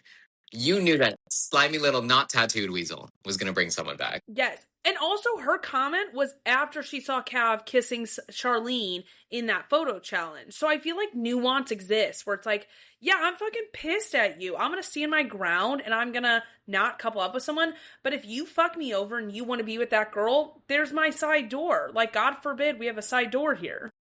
Yeah, I need options. God forbid, let me live. I'm a gorgeous woman who you're too insecure about. So your insecurity is breeding because I have options and you barely have any. Yeah. Clip that. Fuck that. You barely have any. Look at that. Exactly. The second option you literally didn't speak to day 2 of her being back in the main villa. So like, sorry. God forbid I'm gorgeous and I have Lorenzo, I have Jordan, I have you. I have everybody wanting to talk to me at all times. Yeah. Okay, I also remembered from movie night when they showed The Lion King and they showed Simba with Mara and Casa. And my favorite moment from that was, first of all, Mara is yelling at Simba across the way. And then Angie goes, "You ate it. You ate her right up. You told me that you weren't interested in anyone else, but you were eating her up." And then Mara from the side goes, "He chewed me and swallowed me." And she's coming back for All Stars. I know it. I love her. And I want her to like actually find someone because that to me is the best revenge, is when you find a real partner and like have a success story. Because also good social media success helps with like when you have a relationship people want to follow. So like that'll just send her to the moon anyways. I mean, she's iconic on her own, right? But there are some like good people and some good pairings. I feel like All Stars is actually a better situation than OG Love Island, because once you are famous, it is harder to find someone. You can date a normie, but you will always have it in the back of your head of like, do they just want to also be famous? Whereas like Love Island All Stars, it's like, all right, we're all on the same playing field. Let's just see if we vibe. Yeah, I love All Stars. That's a tangent we can go on for weeks, but Weeks I and weeks love and All weeks. Stars. Me too. Yeah. Okay, Grafties. Grafties cracked me up because what I love about the Grafties is they release the footage ahead of time. So I get to watch it on my own, and then I don't have to watch that footage. I just have to watch the Islanders' reactions. And then there's like a winner, and they get so uptight about the winners. Aiden basically swept the entire Grafties, as I knew he would. Any standouts? What are my standouts? Oh, what I do like about the Grafties is they played clips from the real world too. I liked They that extra played category. what was it, Lola talking about Julia. They played 2 Charlene clips, one about Mika and one about how she should have ran it back with Aiden, which I'm like, again, why do we have to double dip into the brothers? Yeah. Ugh. But I like anything where they're showing showing you things that you never would be exposed to. I think that's what I love about these shows. And I Yeah. really like when it's like, oh, this is what the public outside of the villa is thinking now. And I want you to think about it, but I'm not going to tell you the whole story. True. Like, that's what the tweet challenge used to give us, and we don't get the tweet challenge anymore. Because also, I like the idea that they can either misinterpret it or it doesn't actually give the full public view. It's just this, like, wild card comment that is coming at you. So, yeah, that last round of the Grafties was huge. We did get that one that was like, there were like all those blanks and they had to put in like, it was a random person. thing at the fire pit somewhat early on. It was like week 2. Yeah. They got to choose Islander comments or public comments. Yeah, you're right. I kind of like that more as a fire pit drinking challenge than a true challenge. But yeah, it's kind of nice when we get random inserted thoughts throughout the season. And another thing I like about the Grafties is it's basically movie night with a different name. Agree. Like they're the same. It's just let's play clip. But I like that it gets a winner because it riles them up more of being like shamed because the public chose what they choose. It has 2 things. It gives you the receipts and then it tells you what the public thinks. Movie night just gives you the receipts. Grafties tells you like what they thought was the worst one. Aiden was like, I don't deserve this in every speech. And I was like, babe, you do not know what's coming for you on the outside. And making them do a speech is diabolical. Okay, rude to do it in that last category where it was all the outside clips and Mika had to give that speech. It's like one of the few times I really did feel bad for her. I was like, having to give a speech about Charlene saying a comment about how you're mean is diabolical. Yeah. Oh, wait. Which one made fun of somebody for working for their job? Went on a rant about Charlene working for the National Rail. And it like wasn't about the rail, but like Priya, this is a hot take maybe. I think Priya, Jasmine, and Mika are the mean girls of the season. I like them, but like it's that they can't conceptualize that they talk shit about other people behind their back and said it to their face. They would always get mad at like Yulia for saying it to someone's face, but you're saying the exact same style of comments behind people's backs. 100%. And they're laughing and giggling with each other and egging it on. It's true. Yes. Yeah. So it's like it's going to hurt as bad outside of the villa, but they acted very high and mighty on people sometimes about behaviors, and some of the guys did too, and I was like, you guys are really on some high horses, and I know the public is going to humble you the minute you come out of it. You can't be high and mighty on a show where the whole plot is making out and doing kissing challenges. Well, and also when you're being filmed 24/7 and only an hour a day is getting shown, like, that's never going to play well. No, I could not. This is what reminded me I can't have my whole life filmed. No, I always say I could never actually be on a reality TV show. I know my family could film one and it would be disastrous for us because we are the meanest people alive to each other, especially behind each other's backs, and we don't need those receipts to come out. But I always say that, like, in Love Island, people love an underdog. So, like, while people probably didn't actually like Yulia, the fact that she was on her own made people like want to protect her, because like watching people go after one person and like immediately gets the public on their side. Exactly. And I think that's why I liked her so much, other than she was paired with my man. I like someone who is not afraid to go against the grain Agreed. and not back down when the other side pushes back so hard, and just like living in your truth and not caring. Because it's so easy to fold when the whole house is against you, but she didn't care. Especially when it's an opinion. I feel like this day and age, people can't accept that someone has a different opinion than you do. And I understand there's like certain things that are actually fact, or like I understand Priya and Aiden being like, we're not game players. Like there are some charged opinions where I get why you fight harder against them, but Yulia would literally say her piece and they would get so upset if she said anything different from them. I remember one scene, Priya was getting ready, everybody was getting ready, all the girls were. And Yulia gave just like a devil's advocate about Aiden not liking Priya or not giving Priya what she deserved. And Jasmine got so mad that it was anything against what Jasmine said. And I was like, no, actually, like, Yulia is on Priya's side, and you're mad that she's supporting your friend. Like, that's crazy. You're just mad that she's against you. Mm-hmm. It's like you need to go with the group, or else you're against the group. You can't even like slightly step away. Yes. And they kept always saying like, she's lucky there aren't two sides of this house. And I was like, but that's the problem is there aren't two sides of the house. There aren't two cliques, but you guys need everybody to have the exact same opinion you have. Yeah. So then it's like, oh, there are two sides of the house. It's an imaginary. Everybody against one person, which is like never going to play well for you. No. But that's how I'll remember this season, to be honest, is I felt like it gave Mean Girl, and they shouldn't have been Mean Girls. I liked who they were as individual people, but it gave Mean Girl when it came to them wanting to like yap in that covered section and like laugh at people. Mm-hmm. Mean Girls who are very pretty. I'll give them that. They're very pretty. You know what? If you're going to be mean, be pretty too. Yeah. I'm just mean and I'm not that pretty, so like I can't get away with it. Same. And same. You are pretty. That hair? Okay, I was kind of fishing for you to say that, but I always know you have epic hair. I can't give you too many compliments. I watch every day and I love it. No, don't give me too many. Okay, wait, I need to know before we wrap up, who is your favorite and least favorite? Of the entire season? Should we do boys and girls? Maybe we'll do boys and girls. Let's do that. But you have to start, and we can do boys, favorite and least favorite, but you have to give both, because I know you already have your favorite. Okay. Starting with boys, there should be no surprise. It's Lorenzo! Shocker. Least favorite is literally all of them, but I'll probably go with Aiden.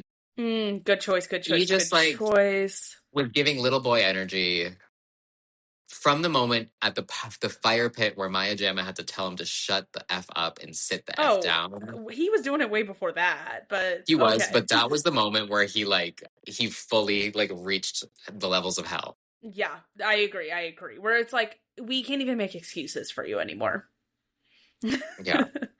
Okay, favorite boy, I also have to go Lorenzo. I mean, he made this season so entertaining and really not that dramatic, like in a good way. Like he added spice to the villa, but like everybody always be like, Lorenzo's getting away with murder. I was like, where was the murder? And he could murder me. Yeah.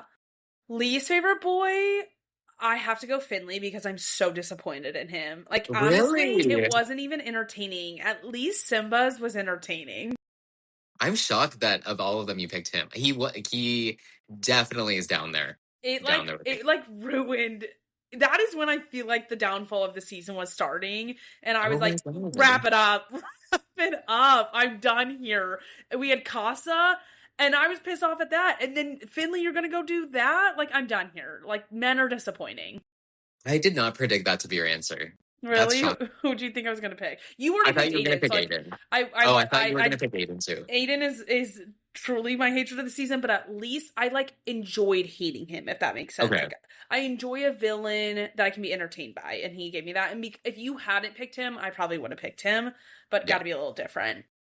Oh, I also want to shout out Lorenzo's 2 songs that he made, Saskia and Nepo Baby DJ.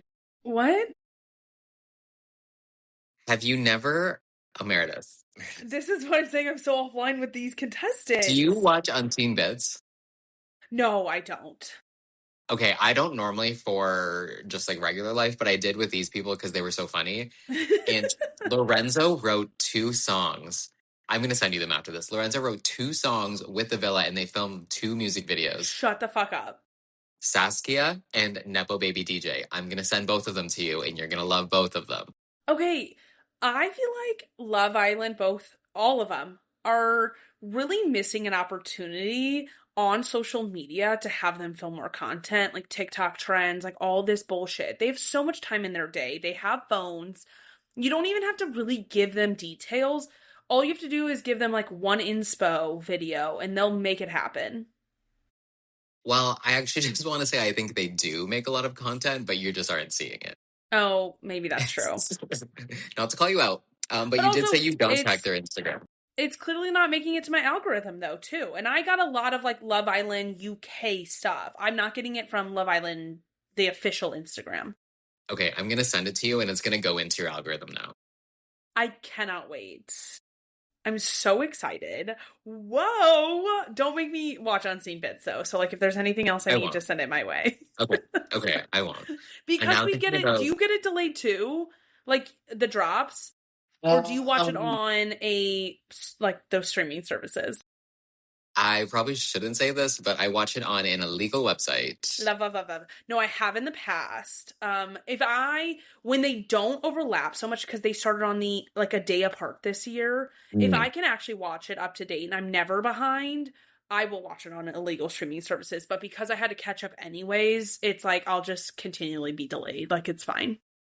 Yeah, there's this one British website I found where someone uploads them like legitimately the minute they end. So no, yes, I love those so much. Big fan. Won't say the name because not worth getting it taken offline. Okay, favorite girl and least favorite girl. Okay, my favorite girl, I have been going back and forth with this, but probably Jasmine.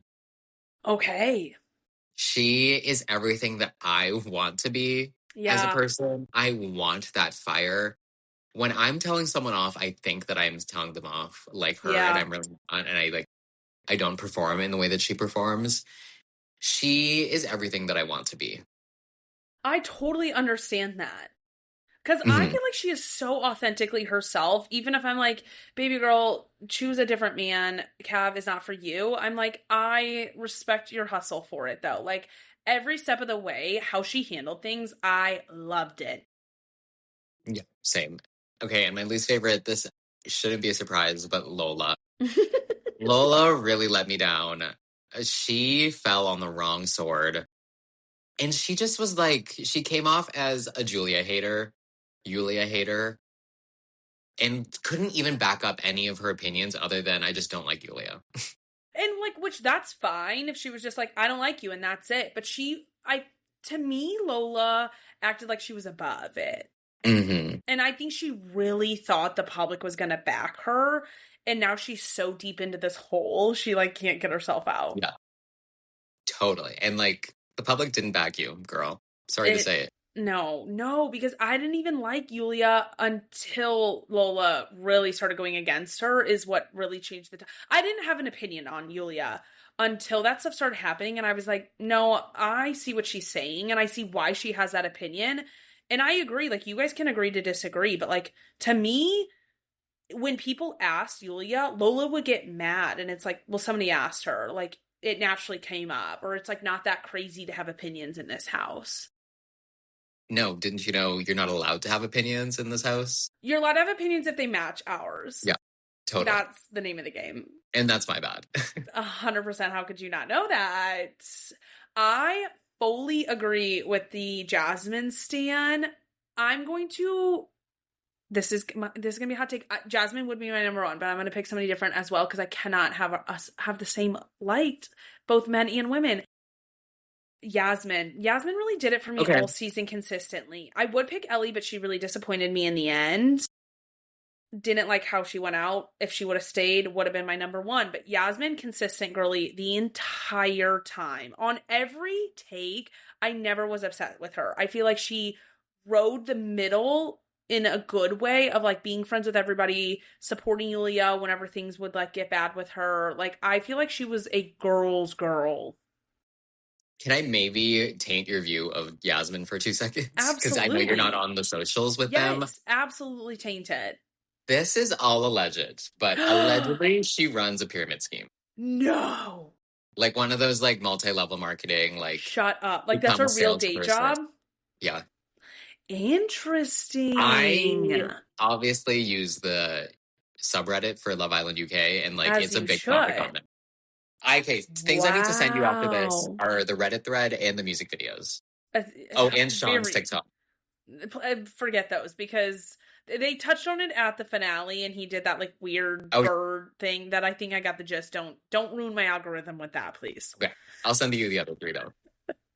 But damn, okay, but that doesn't change my opinion on her on the show, because they are. I always think of people kind of like separately, but they're at the same time they're parallel. Separate the art from the artist. Correct, as long as you're not like racist, homophobic, all these like terrible actual things. Yeah, but damn, that's insane.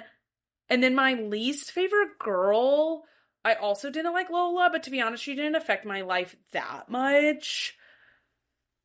Oh man, I don't know if I guess it has to be Lola. I don't think they're really, like, I was upset with the mean girl clickiness, but it wasn't that clicky. So I can't even be mad at any of them, because individually I did like them. Yeah. So yeah, I gotta go Lola. A lot of the girls were either neutral or forgettable. Yeah, none of them are really bad. I have an entire list, and I can't even remember any of them outside of like what I said was mean girls. Because when they're together, I think they are mean. Mm-hmm. I agree. I think they're hypocritical.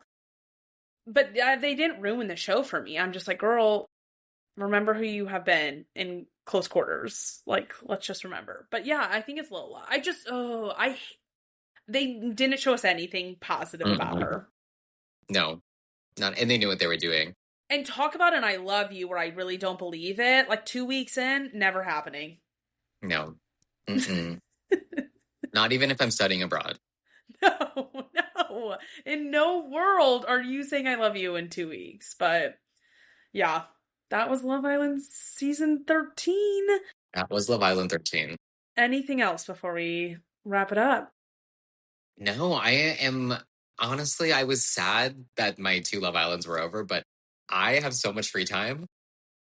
I can do things like this on a Friday night. I can go out for dinner with my friends. I can have plans on the weeknights again. Yeah. I just feel free to have the rest of my summer now. To have control over your own schedule. Mm-hmm. Cheers to that. Well, Keagan, thank you so much for coming on again. Thank you for giving me my Love Island chat, because nobody else in my life watched UK this season. I love you dearly. And with that, thank you guys so much for joining us. Bye.